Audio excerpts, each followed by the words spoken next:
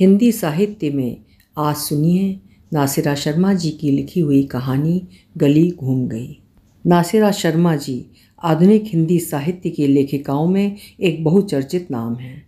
आज हिंदी साहित्य में नासिरा शर्मा जी का नाम बड़े आदर एवं सम्मान के साथ लिया जाता है। एक ख्यातनाम लेखिका के रूप में नासिरा शर्मा जी की अपनी एक अलग पहचान बनी है। उन्होंने बड़ी सरलता और ईमानदारी से जीवन की विविध समस्याओं का यथार्थवादी चित्रण किया है। प्रस्तुत है उनकी कहानी गली घूम गई। मेरी जुबानी, मैं हूँ सीमा सिंह। रात ढल रही थी।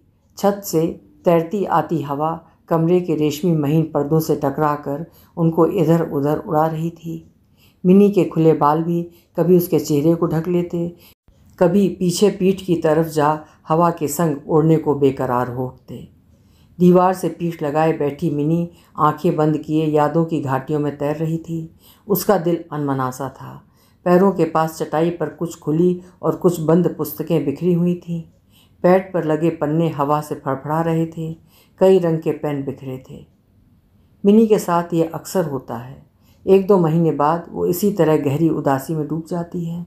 नींद आंखों से रूठ जाती है और वो गुजरे दिनों को जीती हुई इस तरह बैठ जाती है जैसे पर्दे पर फिल्म देख रही हो। उसकी इस हालत का पता माँ को है और छोटे भाई बहनों को भी है, मगर कोई कुछ नहीं कर सकता है। जो घटना था वो घट गया, इसका सबको अफसोस था। इस हादसे में किसी का हाथ नहीं था। जो होना था होकर रहा। जब कभी मिनी माँ से लड़ते हुए कहती, आपने मेरा जीवन, मेरा कैरियर चौपट कर दिया है और मुझे 1-2 नहीं पूरे 10 साल पीछे फेंक दिया है। मैंने जानबूझकर तो नहीं किया ना, माँ सिर झुकाकर जवाब देती, मगर मन ही मन कहती कि अगर वो हो जाता तो आज रितु मुझको खलवाते सुनाती कि माँ आपने मेरा जीवन बर्बाद कर दिया। मुझे तो दोनों में से किसी एक की बात को सुनना ही था। गलती मेरी ना होने पर भी मैं जिम्मेदार ठहरा दी गई। ये भी अजीब संयोग है। बेमतलब जब जब रितु का खत आता है मिनी के तेवर खिंच जाते हैं। जब कभी मायके आती है तो मिनी सहज नहीं रह पाती है। किसी छोटी सी बात पर तुनक जाना, गुस्सा हो जाना, रितु से लड़ जाना और फिर शिकायतों का ढेर लगा गहरी उदासी में डूब जाना। ऐसा नहीं है कि मिनी को अपनी इस हरकत से दुख नहीं होता या अपनी हरकतों पर हुआ पछतावा उसको लज्जित नहीं करता है, तो भी वो अपने ऊपर प्रतिबंध नहीं लगा पाती है। अपने को कोसना, बुरा भला कहने से भी नहीं चूकती है। मगर ये सब एक झोंके में होता है, जैसे तूफान आया, झंझावात ने सब कुछ तहस नहस कर दिया। फिर शांत उजला आसमान अपनी नरम धूप के साथ दूसरे दिन इस तरह निश्चल मासूम चेहरे के साथ आता जैसे उसने कुछ देखा ही ना हो। सुबह उगने लगी थी। मटमैला अंधेरा दूधिया रंग में घुलने लगा। मिनी ने अपने भारी पपोटे खोले और छत पर फैली रोशनी को ताका। उसका बदन थकन से चूर था। लग रहा था जैसे शरीर पर कोई भारी चीज़ जिसने उसको जकड़ रखा था अब धीरे धीरे कर उसके बदन से दूर हो रही है। बिस्तर से तकिया खींचकर वो वहीं चटाई पर लेट गई। जलती आंखें बंद हुईं और वो गहरी नींद में डूब गई। कुछ पल बाद ही उषा की लालिमा में सराबोर उसका शरीर किसी पेंटिंग की तरह रहस्यमयी हो उठा। चिड़ियों की चहचहाहट गूंज उठी और हवा की ठंड ने गर्म धूप का दोशाला अपने कंधों पर डाला। मगर मिनी को इसकी खबर न लगी कि सूरज की नरम किरणें उसके बालों में उलझी सीधे उसके मुंह पर पड़ रही हैं। ये लड़की भी। माँ चाय का प्याला लेकर आई थी। इतना कहकर उन्होंने पर्दा खींचा और वापस चली गईं। उन्हें कमरे की हालत ने और मिनी के लेटने के अंदाज ने सब कुछ बता दिया था। उनका मन उदास हो गया। घर में सुबह की चहल पहल मौजूद थी। माँ जब भरी प्याली लेकर उतरी तो रूमा समझ गई कि दीदी आज 11 बजे से पहले नहीं उठने वाली हैं, इसलिए उनका कढ़ाई के काम वाला दुपट्टा मारा जा सकता है। नहाकर निकली थी। ट्रे से प्याला उठाकर होठों से लगाया और माँ को हंसकर देखा। माँ छोटी बेटी के हंसमुख चेहरे को देखकर हल्की हुई और बड़े मन से कद्दू की सब्जी छौंकने लगी। पराठे का आटा गूंथकर महाराजन ऊपर झाड़ू लगाने सीढ़ी चढ़ने लगी। तभी रूमा ने उसको मना करते हुए धीरे से कहा, दीदी सो रही हैं। महाराजन सीढ़ी बटोरकर कमरे की तरफ बढ़ी और रूमा खाली प्याली जूठे बर्तन के बीच रख तेजी से ऊपर भागी। हरी पत्तियों और गुलाबी ऊदे पीले फूलों वाला वो सफ़ेद आरगंडी का दुपट्टा आज सफ़ेद सूट पर पहनकर कॉलेज जाएगी। ऊपर पहुंची तो उसका दिल डोल गया। दराज से मोती की माला और बालियां भी उसने निकाली और अलमारी खोल दुपट्टा उठा वो मुड़ी और मिनी पर एक नज़र डालती हुई बाहर निकली। सीढ़ियाँ उतरते हुए उसका खुशी के मारे बुरा हाल था। कब से ओढ़नी कंधे पर डालने का उसका सपना आज पूरा हुआ था। महाराजन ने बर्तन मांजते हुए रूमा को तेजी से उतरते देखा तो बोल उठी, बिटिया संभल कर। राजेश तैयार होकर नाश्ते की मेज पर बैठा गरम गरम पराठे कद्दू की सब्जी के साथ मज़े ले लेकर खा रहा था। उसका पहला पीरियड आज 10 बजे था। घड़ी में अभी सिर्फ 9 बजे थे। दीदी सो रही थी, इसलिए आज वो उनका स्कूटर लेकर जा सकता है। यही बात उसको मगन बना रही थी। माँ का भी बेटे का इस तरह चाव से खाना बहुत भा रहा था। रूमा जब तैयार होकर बाहर निकली तो माँ ने उसको जाते हुए रोका। रूमा, नाश्ता तो करती जाओ, देर हो रही है माँ। बैठो, आराम से नाश्ता करो, मैं स्कूटर से तुम्हें रास्ते में छोड़ दूँगा। Oh really? रूमा चहकी।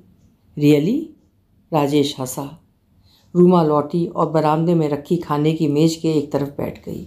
उसको डर था कि दीदी कहीं जाग ना जाएं, मगर साथ ही एक लापरवाह बहादुरी भी थी कि अब तो चुन्नी ओढ़ ली है, दीदी उतरवा थोड़ी लेंगी। नाश्ता ख़त्म कर दोनों माँ से विदा लेकर बाहर निकले। रूमा BA पार्ट 1 में है।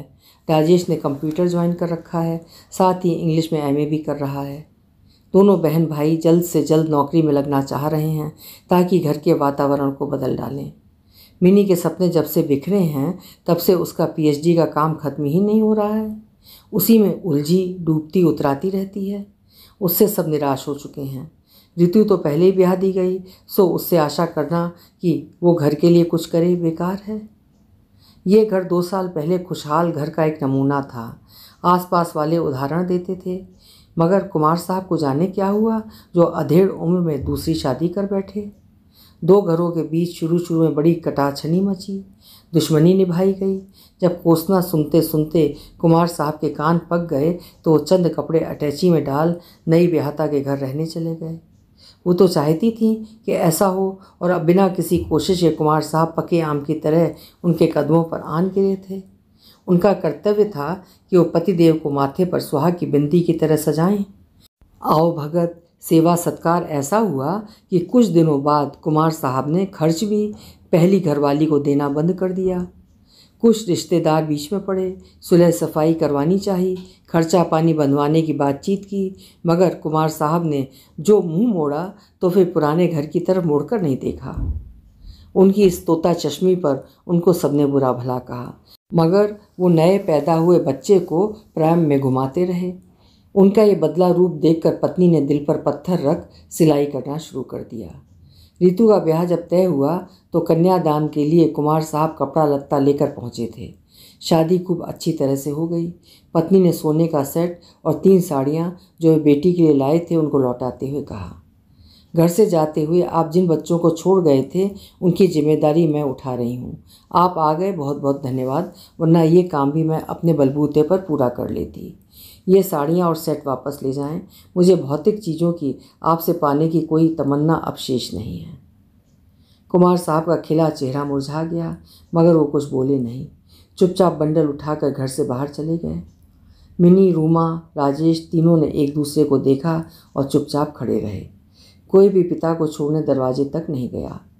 किसके दिल में क्या टूटा, कौन सा क्रोध किसको पगला गया, ये सारी बातें आपस में एक दूसरे से किसी ने नहीं की। बस सिर झुकाए कुछ देर अंगूठे या उंगली से खेलते रहे, फिर एक लंबी सांस खींचकर अपने अपने काम में लग गए। बाहर शहर से आए मेहमान धीरे धीरे करके जा रहे थे। गांव वाले तो हफ्ता भर टिक कर जाएंगे। माँ सबको जोड़ा मिठाई नेक नाश्ता देने में व्यस्त हो गई। दोपहर के समय जब बरसाती तप कर भट्टी बन गई तब मिनी की आंखें खुली। कुछ देर वो यूं ही पड़ी रही, फिर चटाई से उठकर उसने चेहरे पर आया पसीना पोंछा और खुले बालों को समेटकर उनका जूड़ा बांधा। पूरा कमरा धूप से भर गया था। उसने खिड़की बंद कर पर्दे खींचे और अलमारी खोलकर कपड़े निकाले ताकि जी भरकर नहा सके। कपड़े तौलिया लेकर वो नीचे उतरी। माँ पलंग पर बैठी चावल बीन रही थी। उनके माथे पर सोच की लकीरें थीं। मिनी माँ से कुछ बोली नहीं, चुपचाप आंगन पार कर गुसलखाने में घुस गई। माँ ने उठकर चाय का पानी चढ़ाया और चावल धोने में लग गई। मिनी नहाकर निकल आई थी। अब गीले बाल उल्टे कर कमर पर झुका तौलिए से उन्हें झटक रही थी। माँ ने चाय छानी और वहीं आंगन में पड़ी तिपाई पर रखने वाली ही थी कि मिनी ने हाथ बढ़ाकर प्याली उनके हाथ से ले ली और बाएं हाथ का घेरा माँ की गर्दन में डाल माँ के गालों का चुंबन लेकर हंस पड़ी। धूप न आती सिर पर तो तू शाम तक सोती रहती क्यों? माँ ने बेटी के गाल थपके। अरे माँ, तुम जगाओ या सूरज एक ही बात है। एक बात कैसे हुई भला? सूरज नहीं, माँ सुबह चाय लेकर आती है तुम्हें जगाने। मेरी माँ तो चंदा है, चंदा की तरह सुंदर, ठंडी और लुभावनी। मिनी हंस पड़ी। नाश्ता दूँ या सीधे खाना खाएगी? एक प्याली चाय और दे दो माँ, फिर होश में आऊँगी। 12 बज रहे हैं, अब नाश्ता क्या करना, सीधे खाना खाऊंगी। इतना कहकर मिनी ने जूठी प्याली रखी और ज़ोरदार अंगड़ाई ली। उसका रोम रोम दुख रहा था। महसूस हो रहा था कि जैसे किसी ने ओखली में रखकर उसको खूब कूटा हो। वो आंगन में बिछे पलंग पर सीधे लेट गई और उजले नीले आसमान पर चिड़ियों को उड़ता देखती रही। उसका मन भी उनके साथ उड़ान भर रहा था। लंबे बाल पलंग से लटक कर नीचे झूल गए थे, जिनसे पानी टपक कर सीमेंट के फर्श पर फैल रहा था। आंगन छोटा था, चारों तरफ से घिरा था, इसलिए धूप सुबह शाम ऊपर छत से आंगन में झाँक कर भाग जाती थी। जाड़े में यह आंगन ठंडा बर्फ रहता है। सारी दोपहर माँ धूप के चलते ऊपर रहती हैं, वरना गलन से उनके हाथ पैर सुन्न होने लगते हैं। लो चाय पियो। माँ इतना कह सिलाई की मशीन पर बैठ गई। मिनी उनकी मशीन पर कपड़े को भागता देखती रही और सोचती रही कि माँ हट ना करती और मुझे मुकाबले में बैठने देती तो आज मैं इस घर की हालत ही बदल डालती। मगर अब मन मर गया है, कुछ करना ही नहीं चाहता है। बहुत चाहती हूँ कि कंपटीशन की तैयारी करूँ, पीएचडी पूरी कर डालूँ, मगर कुछ नहीं हो पाता। बस एक ही चीज़ सालती रहती है कि मेरे साथ ऐसा क्यों हुआ। जब मैं ज़िंदगी की दौड़ में तेज़ी से भाग रही थी तब मुझे अकस्मात रोक क्यों लिया गया। जब चारों खाने चित्त गिरी तो मेरे घाव पर किसी ने नज़र नहीं डाली कि मुझ पर क्या गुजर रही है। बस उपदेश, पुरसा दुख और न समाप्त होने वाली बदकही। मानती हूँ कि ऋतु की इसमें कोई गलती नहीं है, मगर जब मैं वो सारे कपड़े उसको पहने देखती हूँ तो मुझे कुछ होने लगता है। आखिर वो मैंने अपनी पसंद से खरीदे थे। कैसे सब कुछ भूल जाऊँ? कैसे कैसे भूलूँ? माँ की मशीन के दांत जिस तरह सुई के साथ कपड़ों को आपस में जोड़ रहे थे, उसी तरह मिनी जिंदगी के बिखरे टुकड़ों को जोड़ रही थी। अगर उसकी ज़िंदगी का एक कोना दरका होता तो सब्र कर लेती, मगर उसके पास तो कुछ भी नहीं बचा। सब कुछ छिन गया। इसको माँ नहीं समझ पाती हैं। वो ये मान लेती हैं कि मैं अपना क्रोध हरदम उन पर व्यक्त करती रहती हूँ, मगर उन्हें मैं कैसे बताऊँ कि माँ, मेरे पास ऐसा कुछ नहीं बचा है जिसके सहारे मैं दोबारा खड़ी हो सकूँ। मेरी स्थिति तो उस इंसान की है जिसको धनवान बनाने की कोशिश में इस तरह लूटा गया है कि उसकी आत्मा पर ढेरों जख्म लगा दिए गए हों। उनको भरना तो अकेले मुझे ही है। खाना लगाती हूँ, कहकर माँ रसोई में चली गई। मिनी ने झूठी प्याली चौके के पास वाले नल के सामने रखी और मेज़ पर प्लेटें लगाने लगी। उसको भूख लग रही थी। माँ चावल, सब्जी, दाल का डोंगा उठाए रसोई से निकली। तभी दरवाजे पर डाक आकर गिरी। मिनी ने जाकर उठाई। रीतू का पत्र था। उसने लिफाफा माँ की तरफ बढ़ा दिया और खुद डाक से आई मैगज़ीन के पन्ने पलटने लगी। माँ खाना छोड़कर वो पत्र पढ़ने में व्यस्त हो गईं। उनकी आंखें उदास देखकर मिनी चौंकी। क्या हुआ माँ, सब ठीक तो है ना? नहीं मिनी, ऋतु परेशान है। विजय की बीमारी के बारे में लिखा है। माँ भपक कर रो पड़ी। खत दो मुझे, कहकर मिनी ने पत्र पढ़ना शुरू किया। उसका मन भी उदास हो गया। विजय को आंतों के कैंसर की शुरुआत है, डॉक्टर ने ऐसा डायग्नोज किया है। हे भगवान, एक के बाद एक दुख। माँ ने साड़ी का पल्लू आंखों से लगाया। सब ठीक हो जाएगा माँ, तुम परेशान मत हो। मिनी की आंखें भी भर आई थीं। इलाज कहाँ से कराएगी ऋतु? माँ को चिंता खाए जा रही थी। मिनी की भूख उड़ गई थी। वो खत को दोबारा पढ़ने लगी। उसका दिल बहन के लिए बेचैन हो उठा। उसी बहन के लिए जिसका विवाह उसके लिए अभिशाप बन गया था। उसकी हर इच्छाओं को रौंदता चला गया था। आज उसका सुहाग दांव पर लगा है, मौत और ज़िंदगी के बीच झूला झूल रहा है। कुछ देर बाद रूमा और राजेश भी लौट आए और वो भी खबर सुनकर खाना नहीं खा पाए। पूरा घर सन्नाटे में आ गया था। रात को माँ रितु से बात करने पीसी हो गई। बात करने के बाद वो थोड़ा खुश दिखी। घर आकर खाना गर्म किया, सबने खाया। परेशानी के बावजूद सब जल्दी सो गए। मिनी भी थकी हुई थी। कमरे में जाते उसको नींद ने घेर लिया।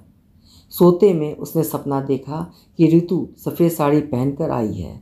उसकी मांग में सिंदूर नहीं है और न ही माथे पर बिंदिया। वो रो रही है। क्यों मिनी, अब तुम खुश हो ना? वो मर गया, तुम्हारी जलन ही तो उसको खा गई। नहीं नहीं, मिनी की आंखें खुल गईं। वो घबरा कर उठ बैठी और छत पर निकल आई। ठंडी हवा ने उसके पसीने से भीगे बदन को सुखाया। उसको हवा का ठंडा स्पर्श अच्छा लगा, मगर जो दिमाग में सुलग रहा है उसको कैसे ठंडा किया जाए, आखिर कैसे? 2 साल पहले मिन्नी की मुलाकात रोहित से हुई थी। वो मुलाकात पहले दोस्ती में बदली, फिर प्यार में। इसी बीच पापा घर छोड़कर चले गए। एक रिश्ता जो रीतू के लिए आया था वो लौट गया, मगर ये संदेशा भिजवाया कि यदि चाहें तो छोटी से विवाह हम कर सकते हैं। माँ पर सबने दबाव डाला और वो रिश्ता मंजूर कर लिया गया। मुझे बड़ा बुरा लगा था। रोई थी, लड़ी थी, चीखी थी कि जिसने दीदी का अपमान किया हो उसको मैं पति के रूप में स्वीकार नहीं कर सकती हूँ। दीदी चुप थीं, उदास थीं। मुझे ये सब इसलिए भी बुरा लग रहा था कि मैं रोहित को प्यार करती थी। मेरी पढ़ाई लिखाई बंद करवा दी गई और मुझ पर दबाव डाला जाने लगा कि मैं इस किस्म की हरकत ना करूं, जिससे घर की परेशानियां और बढ़ें। मैं थक गई, हार गई। घर में खरीदारी शुरू हो गई। सारा सामान खरीद लिया गया। तब एकाएक उधर से इनकार आ गया। मैं तो गुस्से से भौरासी गई और माँ का रो रो कर बुरा हाल था। अब सारे रिश्तेदार दूसरी बोली बोलने लगे थे कि आखिर माँ की ही गलती थी जो बड़ी लड़की के रहते छोटी लड़की को ब्याहने चली थी। वो यदि अच्छे लोग होते तो बड़ी को छोड़कर छोटी को पसंद करते। आखिर आए तो वो बड़ी के लिए थे ना। इस बीच जब मैं अपमानित हो रही थी, टूट रही थी, तब दीदी ने मुझे सहारा नहीं दिया। वो मेरे पास भी नहीं फटकती थी। मुझे इस बात से गहरा धक्का लगा था। मेरे विवाह का सुनकर रोहित ने शहर बदल लिया। उसका पता ऐसा गुम हुआ कि मैं उसको फिर न ढूंढ सकी। साल भर बाद दीदी का विवाह तय हुआ। घर में गाना बजाना, खुशी, न्योता, मिठाई, सब कुछ माँ ने बड़े दिल से किया। मैं और रूमा दीदी के आगे पीछे रहते, मगर मैंने महसूस किया कि दीदी मुझे बड़े तिरस्कार से देखती हैं, जैसे कह रही हों, रह गई तू पीछे। मैं बड़ी हूँ, मुझे ही पहले मिलना है वो सब जो मेरा हिस्सा है। मैं आंखों की ज़बान और चेहरे की अभिव्यक्ति से बहुत कुछ समझ गई थी, मगर मैंने मुंह नहीं खोला। दीदी चली गईं। जब पति के साथ आईं तो एक खास घमंड से भरकर मुझे देखती, रूमा को उपहार देती, अपने ससुराल के बारे में बताती और मुझे काट देती थी। इससे मेरे दिल को बहुत धक्का लगता था। चुप रहती, सोचती कि मैंने तो दीदी का बुरा नहीं चाहा था, फिर दीदी मुझसे ऐसा व्यवहार क्यों कर रही हैं। जैसे जैसे मैं पिछड़ती गई, मेरा आक्रोश माँ पर बढ़ता गया। दीदी माँ का साथ लेकर खूब कटाक्ष करती मुझ पर। मैं भी कब तक सहती। आखिर मुझे उनसे चिढ़ होने लगी। जब आती तो अपनी बात, ससुराल की चर्चा, पति की प्रशंसा करती थी। जब चली जाती थी तो उनकी चर्चा माँ बराबर करती रहती थी, जिससे मुझे ऊब होने लगी थी।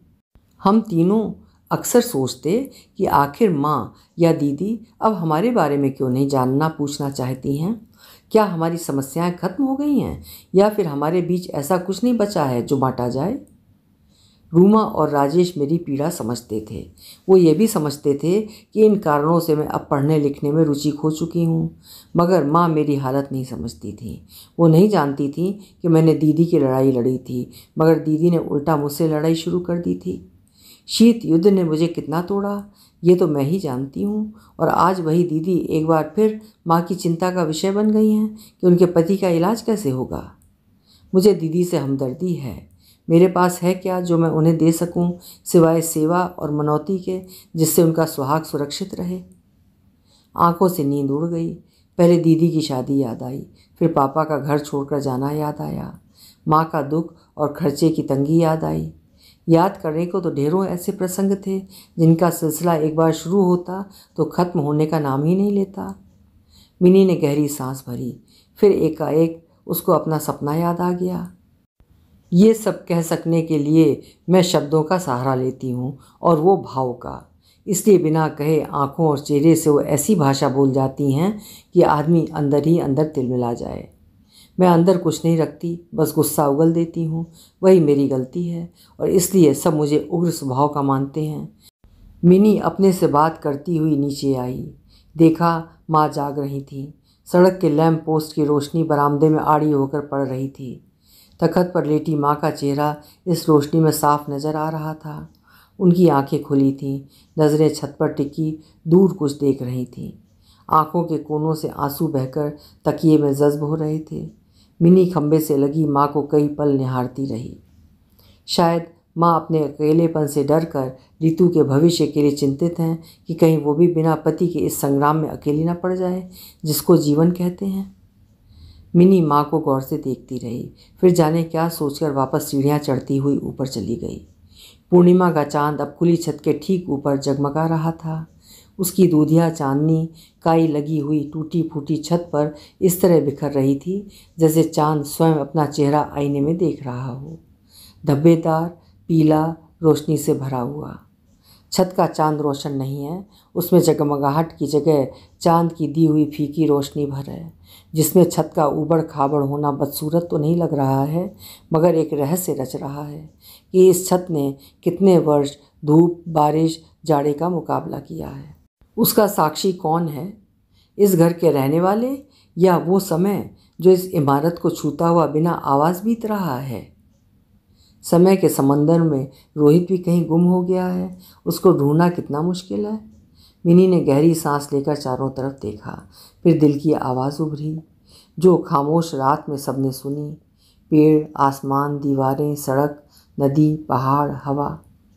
रोहित, तुम जहाँ भी हो एक बार, सिर्फ एक बार आकर मिल जाओ। पेड़, आसमान, दीवारें, सड़क, नदी, पहाड़, हवा ने ये पुकार अपने अपने सीने पर दर्ज कर ली और गूंगे बने चुपचाप वैसे ही खड़े रहे जैसे थे। मगर उनके कानों ने एहसास की आँखों से संवेदना से निकले शब्दों को अमृत बूंदों की तरह टपकते देखा था, क्योंकि उनकी आँखें खुली थीं जिससे वो इंसानों को रोज़ देखते थे, जो उनको आकार देते थे मगर खुद को समझ नहीं पाते थे। अपनी भावनात्मक गुत्थियों को सुलझाकर मिनी कमरे में आई। उसने बिस्तर ठीक किया, पुस्तकें सलीके से लगाईं और पढ़ने लगी। छठे चैप्टर पर जाकर उसको पता चल गया कि अधूरा काम कहाँ पर छूटा था। ये एक अहम बात थी जो थोड़ी सी मेहनत के बाद अंजाम पा गई थी। वो बिस्तर पर लेट गई, छठे अध्याय की रूपरेखा बनाती हुई कि उसका फोकस किस किस पॉइंट को पकड़ेगा। दिमाग गंभीरता से जूझ रहा था, इसलिए पलकें भी मुड़ने लगी थीं। थोड़ी देर बाद मिनी गहरी नींद में इस प्रण के साथ सोई कि कल उसका नया दिन होगा।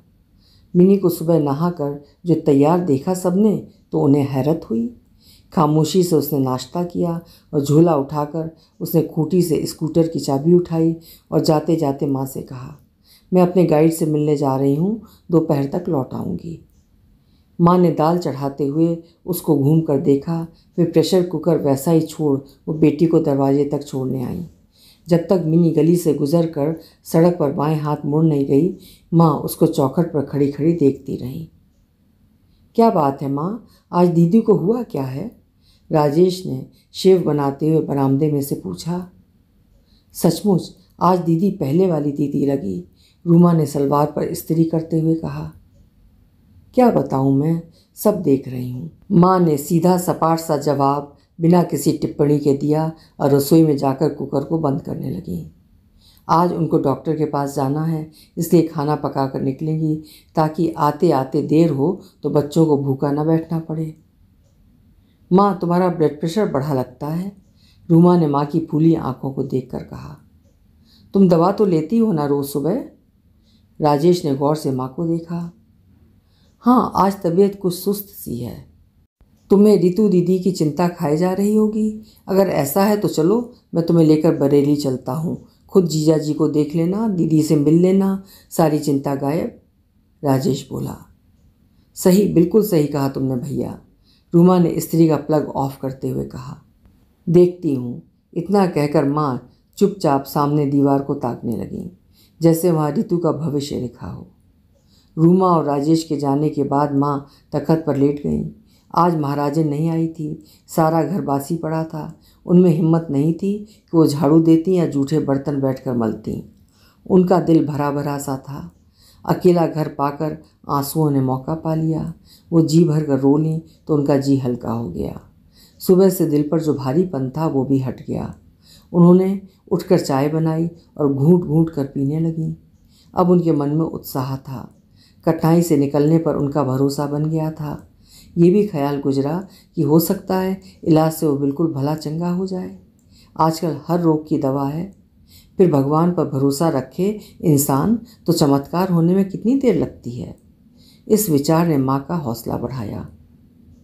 लगभग 11 बजे जब वो आराम कर तखत से उठने लगीं कि चलो धीरे धीरे करके घर समेट लें, तो एकाएक महाराजन आ गई और आते ही उसने झटपट बर्तन धोने शुरू कर दिए।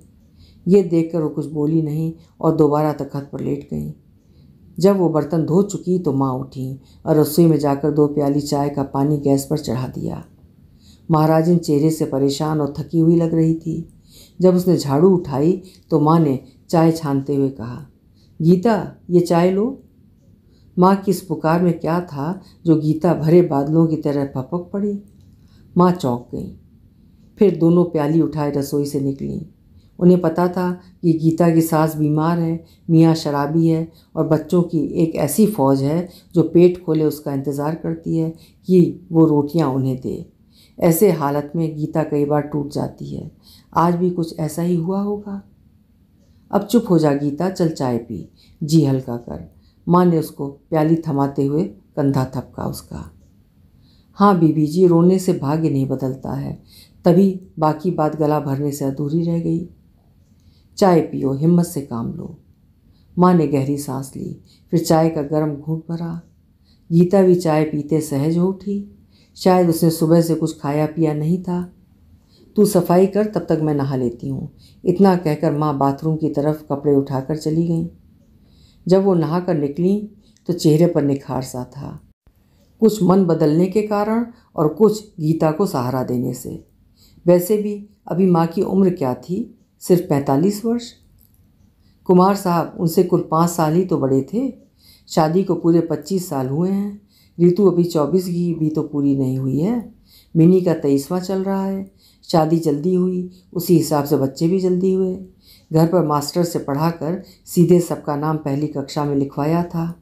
पास में नया स्कूल खुला था जिसमें आराम से दाखिला हो जाता था, इसलिए सब बच्चे अपने उम्र वालों से आगे चल रहे हैं। अच्छा, मैं चलती हूँ। गीता कहकर चलने को हुई, तभी मिनी का स्कूटर दरवाजे पर आकर रुका। लल्ली आ गई।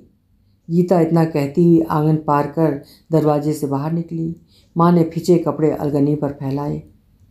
मिनी उत्साह से भरी स्कूटर लेकर अंदर आई और उसको आंगन के एक तरफ खड़ा करके वो आंगन में बिछे पलंग पर थैला लेकर बैठ गई और फाइल निकाल कर कुछ पढ़ने लगी। माँ ने बेटी का चेहरा देखा, पढ़ने की कोशिश की, फिर रसोई में जाकर खाना गर्म करने लगी। उनके मन में ये विचार बार बार कौंध रहा था कि मिनी एक ही रात में कैसे बदल गई। खाना खा लो मिनी। आई माँ, कहती हुई मिनी फ़ौरन उठी और बरामदे में लगे सिंक पर उसने हाथ मुँह धोए, फिर प्लेट में खाना निकालने लगी। वाह माँ, दाल तो गज़ब की टेस्टी बनाई है। अच्छा, करेले की सब्ज़ी ठीक नहीं बनी क्या? उसमें तो तुम एक्सपर्ट हो माँ, वंडरफुल। मिनी ने अरसे बाद मन लगाकर खाना खाया और तखत पर लेट गई। जब तक माँ बर्तन समेटती, मिनी नींद में डूब चुकी थी। माँ ने मिनी को हैरत से देखा। पल भर खड़ी रहीं, फिर सोचने लगी कि आज कौन सी लगन है जो सारे नक्षत्र हमारे पक्ष में आन जुटे हैं, जो सुबह से सब कुछ अच्छा अच्छा हो रहा है। शायद समय बदलने वाला है। जरूर राहु केतु ने घर बदला है या फिर शनि की दशा सुधर गई है। माँ का मन संतोष से भर उठा। अरसे से मिनी की बेचैनी से बेचैन थी। वो जलते तवे पर चलती तो उसको देखकर माँ के पैरों में फफोले हो जाते थे। माँ और बच्चे का संबंध भी एक तार से बंधा होता है, तभी दोनों एक दूसरे की बेचैनी से अपने आप व्याकुल हो उठते हैं। काम खत्म कर माँ भी मिनी के पास आकर लेट गईं। अरसे बाद उनका दिल व दिमाग अपनी जगह पर था। उसमें कोई आवेग, कोई उदासी, किसी किस्म का उलझाव नहीं था। सब कुछ साफ दिख रहा था। मिनी ने करवट बदली और माँ के बदन पर अपना पैर रखकर उनसे लिपट कर सो गई। दोनों माँ बेटी सोती ही रहती अगर राजेश दरवाजे की घंटी न बजाता। दूसरी घंटी पर मिनी ने उठकर दरवाज़ा खोला। दीदी आप? राजेश चौंक गया। सोचने लगा कि आज सुबह से ये सब कुछ उल्टा क्यों घट रहा है। क्यों, मैं दरवाज़ा नहीं खोल सकती हूँ क्या? मिनी झटके से बोली और आकर तख्त पर लेट गई। राजेश को दूसरा झटका तब लगा जब माँ को सोता देखा। माँ की तबीयत तो ठीक है ना? माँ बिल्कुल ठीक है, तुम अब आ गए हो तो इवनिंग टी सर्व करो, मिनी ने जमाई ली। ओके बॉस, कहता हुआ राजेश किचन में गया। मिनी ने तख्त से उठकर अपनी फाइल थैले में रखी और डाइनिंग टेबल के सामने कुर्सी खींचकर बैठ गई। राजेश ने 3 मग भाप उड़ती चाय के मेज पर रखे और माँ को जाकर जगाया। ऐसी मीठी नींद अरसे बाद उन्हें आई थी कि उनका दिल जरा भी उठने को नहीं चाह रहा था, तो भी मुस्कुराती हुई उठीं और राजेश की दी चाय के घूंट भरने लगीं। दोनों बहन भाई चाय पीते हुए किसी बहस में उलझ गए।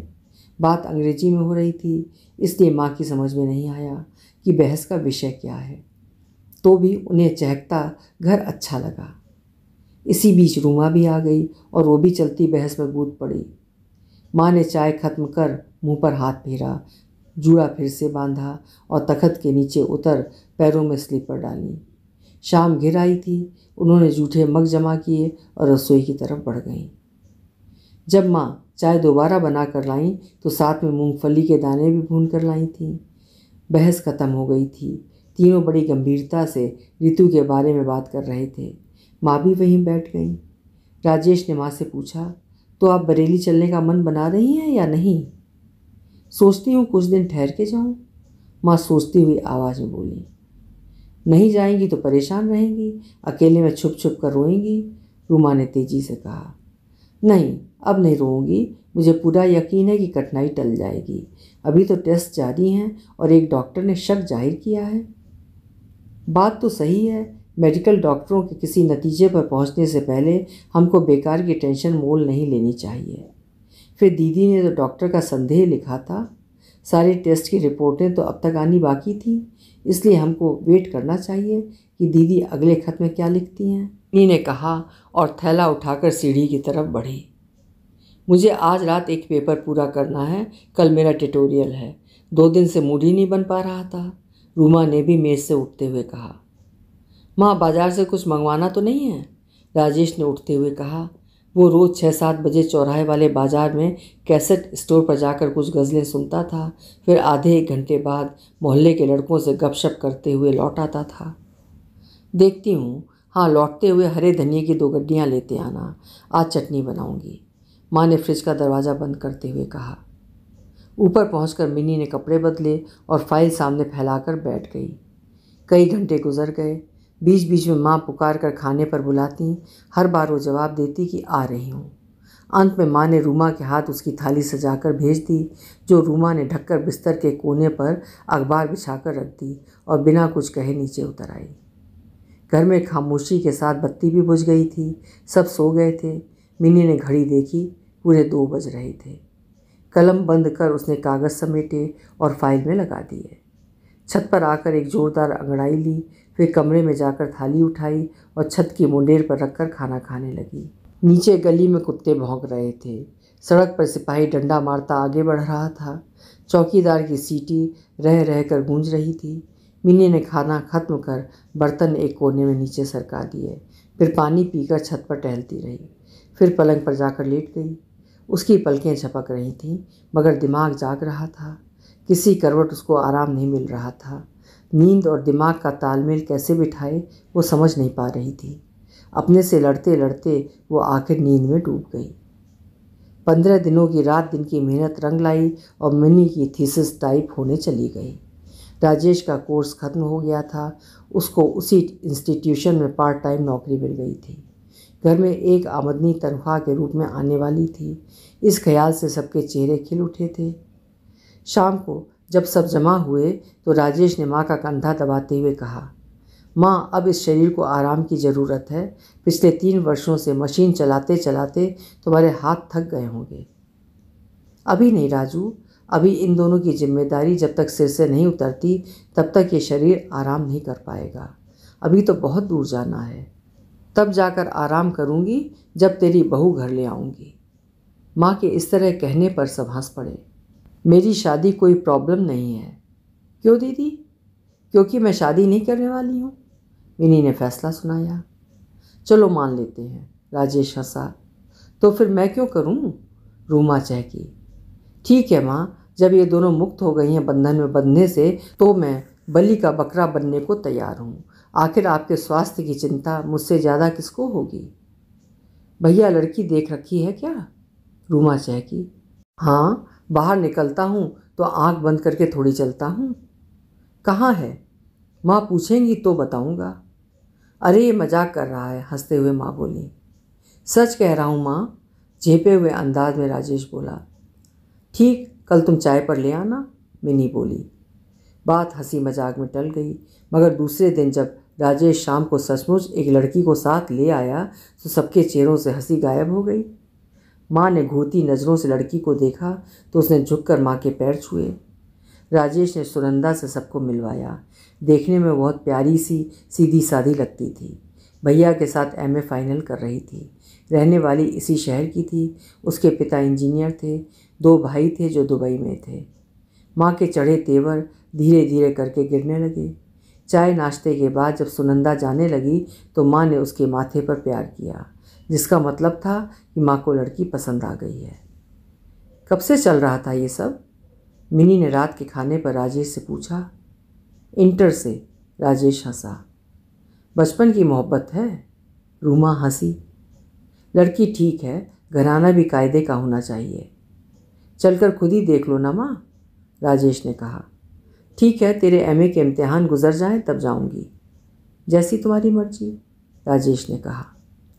घर में किसी को ये उम्मीद नहीं थी कि राजेश को नौकरी भी मिल जाएगी और पत्नी भी। अकस्मात आई इस खुशी से पूरा घर बदल गया था।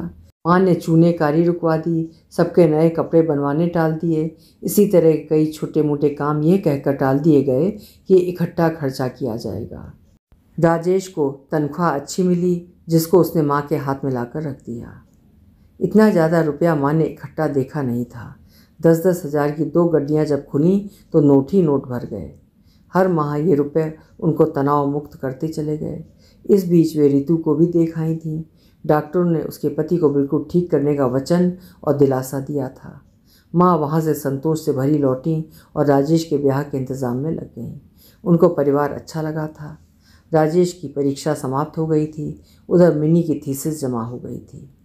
सारी बिखरी चीज़ें इस तरह से व्यवस्थित हो रही थीं कि सबको ताज्जुब होता कि एक दौर वो था जब चीज़ें हाथ से छूट रही थीं और अब बिना प्रयत्न के छप्पर फाड़ कर गिर रही हैं।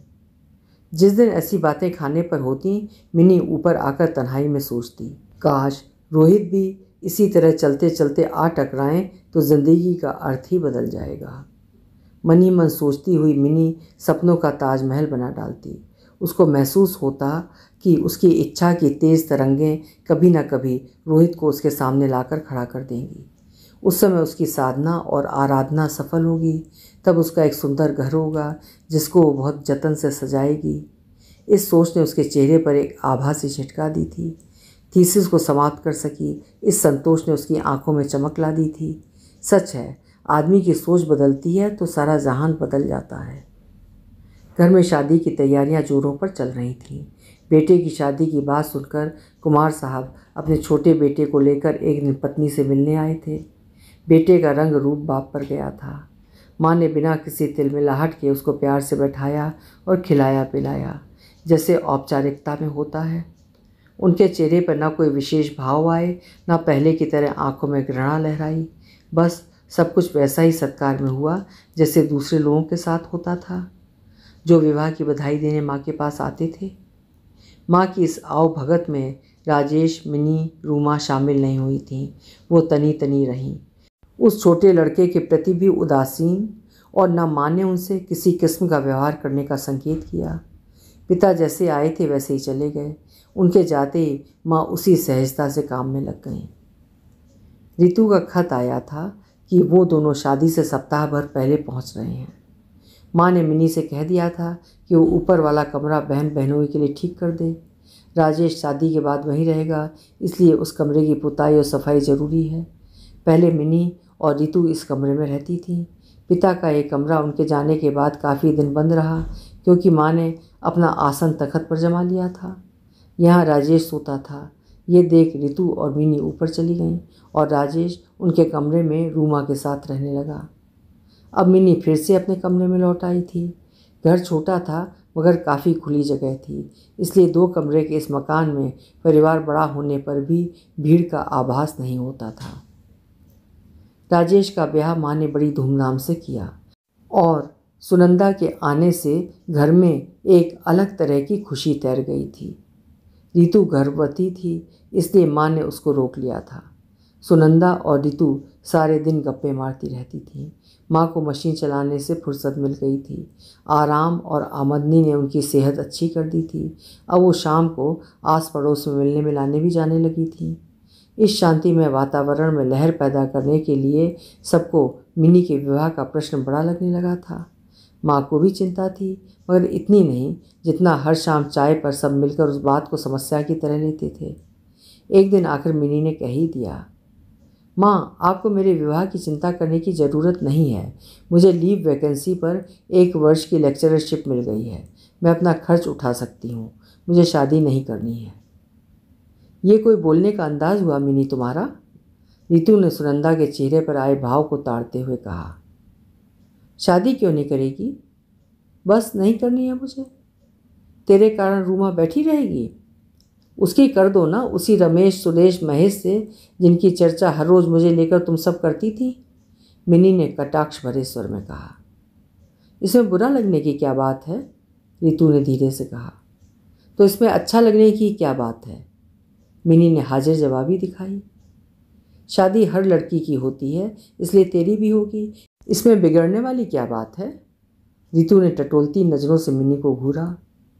देखो दीदी, मैं हर लड़की जैसी नहीं हूँ, इसलिए मेरी शादी नहीं होगी।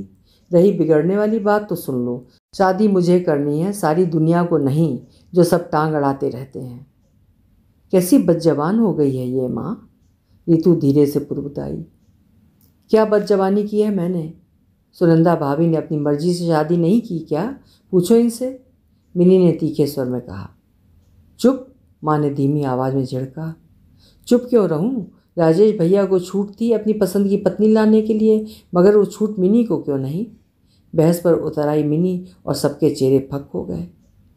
मिनी ठीक कह रही है माँ, सुनंदा एकाएक बोल पड़ी। सबने सुनंदा की तरफ चौंक कर देखा। बहू के बोलने से माँ सकुचा गई और राहत की छाया भी चेहरे पर से गुजरी। रितु अलबत्ता अकबकासी गई। देखा माँ, मिनी हंसी, फिर बोली, रितु दीदी चाहती हैं कि मैं उनकी तरह गर्दन कटवा लूं और भेड़ चाल में शामिल हो जाऊं। ये मिनी से अब नहीं होगा। कड़वे स्वर में मिनी ने कहा और हंसती आंखों से सुनंदा को देखा। तू बहुत बोलने लगी है मिनी। रितु खिसिया गई। हालात इंसान को बदल डालते हैं दीदी। आप नहीं मानती कि जख्मों को भरना भी चाहिए और पीड़ा को पीने का फल भी उस व्यक्ति को चखना चाहिए जिसने धैर्य का धर्म निभाया हो? मिनी बड़ी सहजता से बोली, जैसे ये शब्द उसके अंतर से बिलो के निकले हों। रितु के साथ सभी ने चौंक कर मिनी को देखा। उसके चेहरे पर फैली गंभीरता को देखकर एकाएक सब कुछ न कुछ सोचने पर मजबूर हो गए। माँ ने ठंडी सांस भरी, मन ही मन कहा, ये लड़की जरा भी नहीं बदली, इसका क्या होगा? रितु को पहली बार लगा कि वो अपनी ही बहन को समझ नहीं पाई या समझने की कोशिश नहीं की। शायद इसका कारण था कि उसके और मिनी के संबंध कभी दोस्ताना नहीं बन पाए, जो वो उसके मन में झांक पाती। रूमा अलबत्ता इस बहस में अपनी स्वतंत्रता का सपना देख रही थी। सुनंदा इस बहस की परतदार बनावट का इतिहास जानने के लिए तड़प उठी। राजेश था नहीं, इसलिए वो अपने वाक्य द्वारा सुनंदा को तहकाने में उतरने का मार्ग भी नहीं दिखा पाया। रात के खाने तक घर का वातावरण पहले की तरह सहज हो उठा। राजेश आया तो उसको शाम की गर्मा गर्म बहस का कोई संकेत नहीं मिला। हंसी मजाक के साथ सब अपने अपने कोनों में सोने पहुंच गए। रितु अलबत्ता मिनी से बात करने के लिए बेचैन थी, मगर कैसे करती। अंदर तो रूमा भी है कमरे में, बाहर जा नहीं सकती। रात के 10 बजे, ऊपर राजेश और सुनंदा हैं। फिर वो कुछ सोचकर तखत से उठी और रूमा से बोली, मैं आज यहाँ सोऊंगी, तुम जाकर माँ के साथ तखत पर सो जाना। नहीं दीदी, मुझे पढ़ना है, रूमा पुस्तक पर झुके झुके बोली। उठना एक दिन नहीं पढ़ेगी तो क्या फेल हो जाएगी? जिद मत करो दीदी, रूमा बोली। तुझे स्किन क्रीम चाहिए कि नहीं? रितु ने रिश्वत दी। पहले मुझे दो, रूमा मुस्कुराई। ठीक है, लाती हूँ, कहकर रितु बाहर निकली और रूमा ने अपनी बिखरी पुस्तकें समेटी। ले, रितु ने भरी शीशी रूमा के हाथ में थमाई। थैंक यू दीदी। रूमा क्रीम की शीशी लेकर मगन होकर कमरे से बाहर निकल आई। मिनी बिस्तर पर लेटी लेटी सब कुछ सुन रही थी, मगर बोली कुछ नहीं। पहले की तरह ही वो मैगजीन पढ़ती रही। रितु पास वाली पलंग पर आकर चुपचाप लेट गई। रूमा लैंप जलती छोड़ गई थी। रितु ने उसको बुझाया और आंखें बंद करके बिस्तर पर सीधी लेट गई। मिनी उसी तरह खामोशी से पत्रिका के पन्ने पर पन्ने पलटती गई। जब 11 बजे तो मिनी ने एक नज़र बहन पर डाली और कुछ सोचते हुए पत्रिका बंद कर सिरहाने रखी और लाइट बंद कर दी। मिनी भी आंख बंद कर सोच में डूब गई। 5 मिनट ही गुजरे थे कि एकाएक रितु ने पूछा, मिनी सो गई क्या? नहीं। एक बात पूछूं? पूछो। तेरे अंदर इतना आक्रोश किस बात को लेकर है? तुम नहीं जानती हो क्या दीदी? जानती हूँ, और ये भी जानती हूँ कि कुछ वैसा ही आक्रोश मेरे अंदर भी था, मगर मैंने कभी शब्दों के तीर नहीं चलाए। तीर तो किसी भी माध्यम से चलाए जा सकते हैं। क्या मतलब? दीदी, तुमने कुछ खोकर बहुत कुछ पा लिया है, मगर मैंने जो खोया है वो? क्यों, तुमने नहीं पाया? मैं तो केवल बीए हूँ और तुम पीएचडी, ऊपर से नौकरी और आगे चलकर शादी। तुम्हारे पास वो सब है जो मुझे अब कभी नहीं मिल सकता है। ये उपलब्धियाँ मेरे जीवन का लक्ष्य नहीं थीं, भटकते हुए मेरे पड़ाव हैं, मगर जो मेरा जीवन था वो किसी और की तलाश में था, वो मुझे नहीं मिला। किसकी? वो कौन था? छोड़ो दीदी। देख मिनी, अब हम बच्चे नहीं रहे जो आपस में लड़ें और एक दूसरे को नीचा दिखाएं, क्योंकि अब हम प्रतियोगिता मंच पर नहीं खड़े हैं, बल्कि ज़िंदगी में हम गहरे धंस चुके हैं। एक दूसरे के विचार, भाव, आशा, अभिलाषा, दुख सुख को बांट ना सकें तो क्या सुन और समझ तो सकते हैं ना? क्यों नहीं? फिर अपनी चुभन तो बता मुझे। जब कुछ हो तो बताऊं। झूठ बोल रही है, मुझसे क्या छुपाना? अब सो जाओ दीदी, कहकर मिनी ने बेदिली से करवट बदली। ठीक है, मत बता, आखिर मैं होती भी क्या हूँ तेरी? रितु ने लंबी सांस खींचकर कहा। मिनी ने कोई जवाब नहीं दिया, उसी तरह करवट बदले लेटी रही। कमरे में खामोशी छाई रही। अंधेरा हल्का हो गया था। आंखें कमरे में डूबी चीज़ों की शिनाख्त कर सकती थीं। दोनों बहनें पास लेटी अपना अपना स्वेटर उधेड़ और बुन रही थीं। माँ के खर्राटों की गूंज बरामदे से दबे पांव कमरे में दाखिल हो रही थी। रितु बेचैन थी। एकाएक उठ गई और तकिया दीवार से लगा पीठ के सहारे बैठ गई। नींद नहीं आ रही है क्या? हाँ। जीजा जी याद आ रहे हैं? मिनी हंसी। हाँ, मगर तुम्हें कौन याद आ रहा है जो तुम जाग रही हो? मिनी चुप रही। उसने कोई जवाब नहीं दिया। क्यों? मेरे सवाल का हाँ या ना क्या किसी रूप में जवाब नहीं बनता? फिर मिनी खामोश रही। कुछ तो बोल मिनी। बनता है दीदी। तो फिर बता ना। मैं रोहित से विवाह करना चाहती थी तो अब करना, जो गुजर गया उसको भूल जा। अब नहीं कर सकती। क्यों? माँ राजी नहीं है या राजेश? जब कोई हो तभी तो शादी होगी। मतलब रोहित कहाँ है? हम दोनों तभी से अलग हो गए थे जब मेरी शादी तय हुई थी। ओह, रितु को गहरा धक्का लगा कि इतना कुछ हो गया और उसको कुछ पता ही न चला। उल्टे वो मिनी से मन ही मन चिढ़ती रही कि लड़के वालों ने मेरी जगह छोटी बहन को पसंद कर लिया। तभी तो शादी के समय बवाल कर रही थी। हाँ, वो भी एक वजह थी। उससे महत्वपूर्ण वजह दूसरी थी कि वे लोग ठीक न थे। माँ को उस अपमान भरी स्थिति का मुकाबला करना नहीं आया। ज़ोरदार इनकार की जगह उन्होंने मुझे पेश कर दिया, जैसे हम उन पर बोझ हों, और उन लोगों ने मुझे भी नकार दिया किसी और लड़की के लिए। एक जरा सी माँ की लापरवाही ने मुझसे मेरा सब कुछ छीन लिया। तुम्हारा कुछ भी नहीं छीना है, इंतज़ार में मज़ा है। इंतज़ार? रोहित का इंतज़ार मैं कर रही हूँ, मगर रोहित तो समझ बैठा है कि मैं विवाह कर ससुराल में हूँ। उसको मुझे खोजने की कोई तमन्ना नहीं होगी, मगर मैं तो उसकी प्रतीक्षा जीवन के अंत तक करूँगी। वो कौन था? मेरी क्लासमेट सुरभि का कज़न। सुरभि का कज़न? क्यों, क्या हुआ? कुछ नहीं। रितु सुनकर सन्नाटे में आ गई, कुछ बोल ना सकी। उसकी आंखें भर आईं। वो करवट बदल कर लेट गई। अपने गिरते आंसू वो मिनी को दिखाना नहीं चाहती थी। मिनी की आंखें रोहित के साथ बिताए दृश्यों में डूबी थीं। कमरे में खामोशी छाई रही, फिर कोई कुछ नहीं बोला। रात ढलते ढलते उन दोनों को थपकियां देने लगी। सुबह लगभग दोनों बहनें नींद में डूब गईं। रितु के अपने घर जाने में 2 दिन रह गए थे। इस बीच वो बहुत परेशान थी कि जो सच है वो मिनी को बताकर उसका सपना तोड़ दे, या फिर भ्रम में उसको कुछ वर्ष यूं ही जीने दे। जब नियति को मंजूर होगा तब सारा भेद अपने आप खुल जाएगा। इससे शांति बनी रहेगी, मगर तब तक देर हो जाएगी। तब मिनी को दोबारा उबरने में समय लगेगा और वो जीवन साथी चुन ना सकेगी। बेहतर होगा कि वो सारा सच मिनी को बता दे, ताकि वो नई जिंदगी फिर से शुरू कर सके। इसी उधेड़-बुन में रितु अपने घर लौट गई।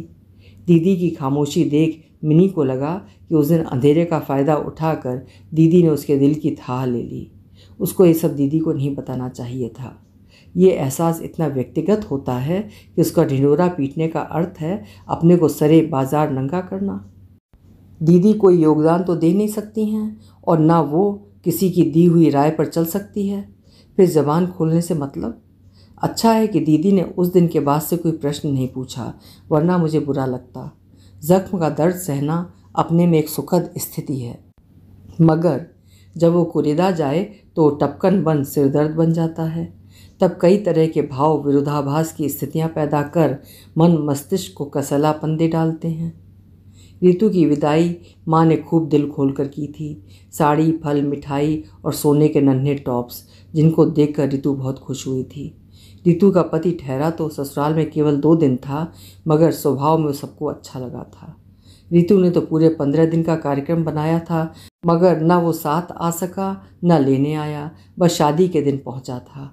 उसके ऑफिस में कोई ज़रूरी काम एकाएक आ गया, जिससे सारा कार्यक्रम बदलना पड़ा। रितु के जाने के बाद घर में सन्नाटा छा गया। माँ उसकी याद करके रोती थीं। आखिर वो उनकी पहलौठी औलाद थी। पहली औलाद से माँ बाप का एक अलग तरह का भावनात्मक जुड़ाव होता है, क्योंकि वो बहुतों की आशाओं का केंद्र होते हैं। बाद में तो एक ठहराव आ जाता है। वो जिज्ञासा भरा उत्साह केवल संख्या के बढ़ाने या किस्म में बदल जाता है। बहन के जाने के बाद मिनी को उसकी कमी खली थी। पहली बार उसको बहन का सुख मिला था। दूसरे ही दिन रितु का फ़ोन आ गया, और 4 दिन बाद एक खत भी कि उसको सब बहुत याद आ रहे हैं। सुनंदा भी रितु को याद कर रही थी, क्योंकि दोपहर में उनकी गाड़ी छनती थी। रितु के जाने के बाद एक माँ ही बची थी जिनसे वो काम की बातें करती थी। शाम को रूमा अलबत्ता यूनिवर्सिटी के कुछ मज़ेदार चुटकुले और लड़के लड़कियों की मज़ेदार हरकतें बयान करती। जब सुनंदा खाली होती तो मिनी व्यस्त होती। जब दोनों खाली होते तो राजेश आ जाता, और सुनंदा उसके चारों तरफ घूमते घूमते ऊपर सोने चली जाती थी। इस बीच बिना बुलाए हमेशा की तरह कुमार साहब बहू बेटे से मिलने आए। बातों बातों में पता चला कि कुमार साहब के यहाँ दूसरा बच्चा पैदा होने वाला है। सुनकर माँ मन की बात दबा गईं, और उनके मुंह से रितु के पैर भारी होने की बात जाने क्यों नहीं निकली। रितु जब से गई थी उधेड़-बुन में थी कि कैसे मिनी का सामना सच्चाई से कराए। तंग आकर उसने अपनी परेशानी पति से कही, और उसने एक तरकीब बताई कि किसी तरह रोहित तक मिनी का पता और टेलीफोन पहुंचा दिया जाए। मिनी को यहाँ बुलाकर रोहित के घर ले जाना ठीक नहीं है। हो सकता है कि उसको गहरा मानसिक आघात लगे। सुलोचना रितु की ननद थी, सुरभि उसकी मित्र थी। तय पाया कि दोनों को चाय पर बुलाया जाए और सुलोचना बिनी के बारे में पूछताछ करे, इस तरह से कि सारी सूचनाएं रोहित के कान तक पहुंच जाएं, घर के पते से लेकर टेलीफोन के नंबर तक। अगले संडे को पार्टी तय हो गई। फ़ोन पर सबको दावत दे दी गई। जानबूझकर सुरभि को नहीं बुलाया गया कि कहीं ऐसे सवाल न कर दे जिससे बात उस राह न चले जिस राह ये ले जाना चाहते हैं। संडे को दी गई पार्टी जब अपने शबाब पर पहुंची तो एकाएक सुलोचना ने पूछा कि भाभी, मिनी के क्या हाल हैं? सुनकर रोहित चौंका मगर चुप रहा। उसके कान अलबत्ता खड़े थे। रितु ने लापरवाही से कहा, सो। क्यों? नौकरी फिर घर। कौन मिनी? क्या आप किसी मिनी को जानते हैं? हाँ, मिनी कुमार मेरे साथ पढ़ती थी। ओह, क्या इत्तेफाक है। बहरहाल रितु, तू उसका नंबर और पता दे, मैं उसको बधाई का पत्र तो डालूं। तो लिख, मैं बोल रही हूँ। माफ़ कीजिएगा, मैं भी नोट करना चाहूँगा। हाँ, क्यों नहीं। दोनों ने मिनी का नंबर और पता लिखा। पार्टी देर रात तक चलती रही। तीनों परिवार वाले मज़े मज़े की बातें कर रहे थे। खासकर रोहित का ख्याल रितु कुछ ज़्यादा ही कर रही थी। उसके परिवार के बाकी 2 सदस्य भी इस आवभगत से बहुत खुश थे। चलते चलते सुलोचना और रोहित ने सुरभि को याद करते हुए अगली बार उसको भी शामिल करने की बात करते हुए बताया कि मिनी, सुरभि और वो हाई स्कूल से क्लास फेलो रहे हैं। पार्टी सफल हो गई थी। रितु का विश्वास था कि रोहित मिनी को फ़ोन करेगा। सुरभि होती तो वो तो बिना देर किए कहती, प्लीज़ रितु दीदी, अभी फ़ोन मिलाओ, और तब वो सब कुछ अपनी तरह कहती सुनती। रोहित खुश था, बहुत खुश था। उसको कब से इंतज़ार था वो मिनी को बताए कि उसके खुद न चाहने पर भी उसने मिनी से किया गया वायदा निभाया और माँ का कहना मान लिया है। वो खुश है, बेहद खुश। खासकर तब जब मिनी ने आगे पढ़ने का अपना सपना भी पूरा कर लिया है।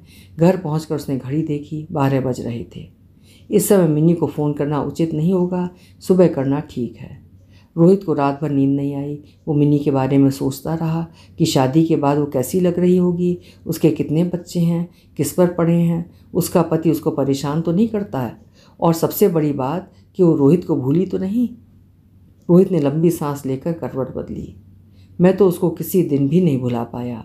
पता पास होता तो किसी न किसी बहाने से बात तो करता। कल दोपहर में फ़ोन करूँगा जब उसका पति घर में नहीं होगा, ताकि वो खुलकर बात कर सके। यही सब सोचते हुए रोहित को नींद आ गई। सुबह रोहित उठा तो अलग तरह के जोश से भरा था। वो बार बार घड़ी देखता, समय कट ही नहीं रहा था। 2 बजे उसने मिनी को फ़ोन घुमाया। उधर से किसी औरत ने फ़ोन उठाया। रोहित ने पूछा, मिनी है? आप कौन बोल रहे हैं? मैं उनका एक परिचित हूँ। वो 4 बजे लौटेंगी, तब फ़ोन करना भैया जी। जी कहकर रोहित ने फ़ोन रख दिया और मन ही मन सोचा कि ये ज़रूर मिनी की सास होगी। रोहित ने ऑफिस में बैठे बैठे मिनी के ससुराल का नक्शा बना लिया, जिसमें नौकरों पर घर छोड़कर जाती मिनी कक्षा में पढ़ाती हुई, फिर घर आकर थकी थकी सी बच्चों को होमवर्क कराती हुई, रात को खाने के बाद अपने बेडरूम में पति के साथ, और देर रात में आँख खुलने पर रोहित के ध्यान में डूबी हुई। कुछ मोटी हो गई मिनी साड़ी पहनकर भरी भरी लगती होगी। होंठों पर लाली और मांग में सिंदूर के साथ माथे पर बड़ी सी बिंदिया, काजल भरी आंखों में यादों के डोरे तैरते होंगे। ख्यालों में रोहित ऐसा डूबा कि फ़ोन करना भूल गया। रिसेप्शनिस्ट अगर जोशी के आने की खबर न देती तो इसी तरह मिनी के घर में झांकता रहता। रोहित ने मुलाकात कल पर टालकर मिनी को फ़ोन मिलाया। इस बार फ़ोन मिनी ने ही उठाया था। रोहित चहका, मिनी। आवाज़ में अजीब व्याकुलता थी। रोहित, तुम ही हो ना? मिनी का दिल जोर से धड़का। वो विश्वास से भर उठी। हाँ, मैं ही हूँ, और तुम कैसी हो? प्यार भरा स्वर उभरा। मैं ठीक हूँ, तुम अपनी सुनाओ, कैसे हो? खुशी से भीगा मिनी का लहजा था। बहुत कुछ कर डाला है इस बीच मैंने, ज़रा आकर तो देखो। एक खुशखबरी सुनकर खुश होगी, मेरी संख्या 3 हो गई है। यानी कि? उलझा सा स्वर उभरा। 2 साल पहले शादी की थी, एक बेटा है, रोहित ने बताया।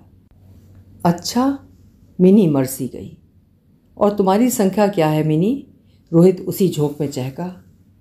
क्या बताऊं अब, अच्छा रखती हूँ। मिनी का गला रुंध गया था। मेरा नंबर तो नोट करो, अनुरोध उभरा। बोलो, मिनी ने घूंट भरा। लिख लिया। ये नहीं पूछोगी कि तुम्हारा पता कैसे मिला? रोहित बात करने के मूड में था। कैसे मिला? मिनी ने जिज्ञासा से पूछा। तुम्हारी रितु दीदी से। उनकी ननद सुलोचना सुरभि की सहेली है। ओह, चौंक पड़ी मिनी। तुम ठीक तो हो ना? मिनी का बुझा स्वर सुन रोहित ने पूछा। हाँ मैं ठीक हूँ, फिर फ़ोन करती हूँ, बाय। मिनी ने बिना रोहित की बाय सुने फ़ोन रख दिया। मिनी का सिर घूम रहा था, एक गहरा झटका लगा था। सारी कोमल भावनाएं, सारे नाजुक ख्यालात, सारे गहरे संवाद एकाएक ध्वंस हो गए थे। जिन एहसास को उसने पिछले कई वर्षों से संभाल कर रखा था, एकाएक लड़खड़ा गए थे। उसकी आंखें भर आईं। बहुत चाहने पर भी वो आंसू नहीं रोक पाई। कमरे में जाकर वो बिस्तर पर गिर गई और मछली की तरह तड़पने लगी। रो चुकने के बाद वो सुबकती हुई सो गई। खाने के समय जब माँ ने उसको जगाया तो उसका बदन बुखार में तप रहा था। हफ्ते भर बाद जब वो बीमारी से निकली तो एक बात समझते देर नहीं लगी कि गया वक्त लौटता कभी नहीं है। पहले रोहित आंखों से दूर हुआ और अब दिल से। उसके बारे में सोचना या फ़ोन करना मुनासिब नहीं है। गलती ना उसकी है ना मेरी, बस समय हमको छल गया। माँ ने बताया कि किसी रोहित का फ़ोन कई बार आया था। मैंने बता दिया कि उसको बुखार है। फिर बोला माताजी उनके पति हो तो बात करा दें। मुझे हंसी आ गई। मैंने कह दिया कि अभी उसकी शादी कहाँ हुई है। इस पर उसने फ़ोन बिना कुछ कहे काट दिया। माँ वो सनकी है, 1 साल आगरा के पागल खाने में इलाज करा चुका है। अब फ़ोन आए तो कह देना यहाँ मिनी नहीं रहती है, ये रॉन्ग नंबर है। तुम्हें कैसे पता कि वो पागल है? मेरा सहपाठी था। अच्छा अच्छा, कह दूंगी, तुम दूध पियो। माँ इतना कहकर कमरे से बाहर निकली। मिनी दूध पीकर लेट गई। उसका दिमाग सुन्न पड़ गया था। इतने दिन जिसको दिल व दिमाग में बसाया वो अपना नहीं रह गया। ये पीड़ा क्या कम है? उसने माथा पकड़कर दबाया, फिर उठकर बैठी। फ़ोन की घंटी बज उठी। माँ ने फ़ोन उठाया। जी ये रॉन्ग नंबर है, मिनी यहाँ नहीं रहती है। कई बार फ़ोन आया, हर बार मिनी तड़पी। अब फ़ोन पर बात करके केवल व्यथा को उलझाना है। उसका एक घर है, पत्नी है, बेटा है और वो कुछ भी नहीं है। अंत में सामाजिक रिश्ते ही सम्मान के अधिकारी बनते हैं। बेकार में दफन हुई पिछली ज़िंदगी को जिंदा करना कोई अर्थ नहीं रखता है। उसने दर्द से तड़पती कनपटी को जोर से दबाया। दिल ने कहा मिनी। उसके स्वर में कितनी तड़प थी। वो तुम्हें दोबारा पाकर कितना खुश था। उसकी बेकरारी पहले जैसी थी, वही चहक, वही शरारत, वही सूचना देकर अचंभित करने वाला अंदाज। कुछ तो नहीं बदला। वो अब भी तुम्हारा है। उठो, फ़ोन करो, हो सके तो उसको बुलाओ या फिर खुद बरेली जाकर मिलाओ। नहीं, कभी नहीं। अब वो मेरा नहीं है। बेकार की ये हट हजारों झंझटों को जन्म देगी। वो रास्ता मेरा नहीं जो उसके घर की बर्बादी की तरफ जाता है। मुझे बहकाओ मत, मिनी ने कहा। सिर दबा दूं दीदी? रूमा पास खड़ी पूछ रही थी। नहीं, बस बाम लगा दो। बेदम मिनी बिस्तर पर लेट गई। तुम्हारा खत आया है दीदी, खोल दूं, पढ़ोगी? नहीं, तकिए के नीचे रख दो। मिनी अपने विचारों में फंसी हुई संवेदना में उलझी तड़पती रही। उसको ऐसा कोई किनारा नहीं मिल रहा था जिसको पकड़कर वो उस तूफान में बहने से अपने को बचा पाती। उसको लग रहा था जैसे उसका दम घुट रहा है। काश दीदी यहाँ होती तो मैं अपना दिल खोलकर उनके सामने रख देती। मुझे इस समय कुछ कहने की सख्त ज़रूरत है। किससे कहूँ? आखिर किससे? संवेदनाओं का बवंडर बगुलों की तरह उसको रेगिस्तान में दूर दूर तक उड़ाकर ले जा रहा था। चटियल मरुस्थल में मंजिल का कहीं पता नहीं था। तड़पते तड़पते उसको नींद आ गई। बाम ने उसको शारीरिक रूप से आराम पहुंचाया था। जब मिनी सुबह उठी तो काफ़ी संभल चुकी थी। चाय पी, नहाई और नाश्ता करके कमरे में आकर लेट गई। तकिए के नीचे से खत निकाला तो रोहित का था। वो लिफाफा खोलते खोलते रुक गई। कुछ पल उसकी हस्तलिपि देखती रही, फिर संयत होकर खत खोला और एक सांस में सारा पढ़ गई। कुछ देर आंख बंद करके लेटी रही, फिर उसने दोबारा खत खोला। उसमें रोहित ने उससे विवाह करने का अनुरोध करते हुए लिखा था कि ये शादी भी उसने मेरे शब्दों के सम्मान में की है और कर्तव्य बखूबी निभा रहा है। जब नियति को यही मंजूर था तो उसको भी इस खेल में हारना नहीं चाहिए। उसे सारी बातें तफसील से पता चलीं, मगर जीवन मोड़ों को सीधी सड़क में अब नहीं मोड़ा जा सकता है। इसी किस्म की बहुत सी विवेकपूर्ण बातें थीं जिसने काफ़ी हद तक मिनी को सहज बना दिया। अतीत और वर्तमान, स्वप्न और यथार्थ का फ़र्क भी उसको समझ में आ गया था। अब बस अपने को नई पटरी पर डालना था। कई महीनों बाद घर में एक बार फिर चर्चा चल पड़ी। पंडित जी मिनी का रिश्ता लाए थे। कौन बिल्ली के गले में घंटी बांधे? आखिर सुनंदा ने यह जिम्मेदारी बहू और भाभी के नाते संभाली और आग में हाथ जलाने चली। मिनी किसी उपन्यास में डूबी थी। भाभी को नज़र उठाकर देखा और मुस्कुराई। ये पंडित जी लाए थे, देखो मिलकर थोड़ा हम इन साहब की फ़ोटो पर हंसते हैं। सुनंदा ने बिल्कुल नए ढंग से बातचीत शुरू की। अच्छा, तो पंडित जी अभी भी सक्रिय हैं? मिनी हंसी। अरे भाई, प्रोफेशन है, रोज़ी रोटी का सवाल है। मैं इसी ख्याल से तुम्हारे पास ले आई कि ज़रा मिलकर खिंचाई करते हैं महाशय की। ये मूंग और मसूर की दाल, वाह रे मेरे बांके लाल। सुनंदा ठट्ठा मारकर हंस पड़ी। क्या बात है भाभी, आज बड़े मूड में हैं? अच्छा चलती हूँ, तुम्हारे भैया खीर बनाने को कह गए हैं, तुम्हारी पसंद तो जानती। अब देखो ये लड़का ठीक है रूमा के लिए, कहती भाभी कमरे से निकल गई। मिनी ने तस्वीर देखा, एक लंबी सांस भरी। रोहित का चेहरा आंखों में कौंध गया। उसने सिर यूँ झटका जैसे पराई चीज़ गलती से उसने उठा ली हो। दोबारा तस्वीर गौर से देखी, बायोडाटा पढ़ा। ख्याल गुजरा कि रूमा के लिए लड़का ठीक है, मगर उम्र का फ़र्क पूरे 5 साल का होगा तो क्या, लड़का बुरा नहीं है। भाभी से कहूँगी रूमा को और दिखा लें। फैसला लेकर वो लेट गई। माँ ने पुकारा कि रितु का फ़ोन है, आकर बात कर ले। मिनी तेज़ी से उठी और फ़ोन का चोगा उठाया। औपचारिक बातें जब खत्म हुई तो चहककर मिनी ने रूमा के आए रिश्ते की बात बताई तो रितु गंभीर उठी। मिनी, वो रिश्ता तेरे लिए आया है, उसको रूमा के सिर मत मढ़। एक बार इसी हरकत से बहुत कुछ बिगड़ गया था, ऐसा ना हो कि तू अनजाने में रूमा का सत्यानाश कर दे। दीदी, शादी मैं नहीं करना चाहती हूँ अब। रोहित ने कभी तेरी बात मानी थी, आज तू उसकी बात मान। प्रेम का अर्थ केवल एक साथ जीना नहीं, बल्कि दूर रहकर भी साथ साथ जीना होता है। तू तो भावना का फलक पहचानती है, सरोकारों के विस्तार की भी पारखी है, फिर झिझक क्यों रही है? जीवन में जो मिला है उस हिस्से को निडर होकर पी, चाहे वो जहर ही क्यों ना हो। रितु की बातों ने मिनी के प्यार को अलग संदर्भ दिया। मिनी बहुत कुछ समझ गई। कमरे में लौटी तो तस्वीर को दोबारा देखा और रितु की बातों की गूंज को अपने अंदर महसूस किया। कई घंटे तक वो बिस्तर पर पड़ी पड़ी जीवन को हर कोण से देखती रही। खाने से पहले भाभी हंसती हुई कमरे में दाखिल हुई और शरारत भरी नज़रों से संकेत की भाषा में पूछा कि सब ठीक है, बात चलाई जाए रूमा के लिए। उसी इशारे की ज़बान में मिनी ने इनकार में गर्दन हिलाई और शरारत भरे स्वर में बोली, भाभी ये मेरे साथ ज़्यादा जचेंगे क्यों? क्या? सुनंदा अवाक थी। कैसी रही? मिनी हंस पड़ी। बहुत अच्छी, माँ को अभी खुशखबरी देती हूँ, कहती हुई सुनंदा बाहर भागी। मिनी ने आंखें बंद की तो सामने रोहित की जगह एक नया चेहरा था। उसने आंखें खोलीं और मन ही मन कहा, यथार्थ को स्वीकार करने में ही जीवन बोध छुपा है।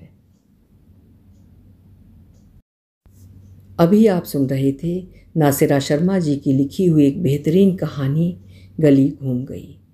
आपको कहानी कैसी लगी? कमेंट सेक्शन में अपनी राय ज़रूर लिखिएगा। कहानी पसंद आई हो तो लाइक ज़रूर करिएगा और अभी तक चैनल सब्सक्राइब ना किया हो तो चैनल भी सब्सक्राइब कर लीजिएगा। कल फिर मिलेंगे। आपका समय शुभ हो।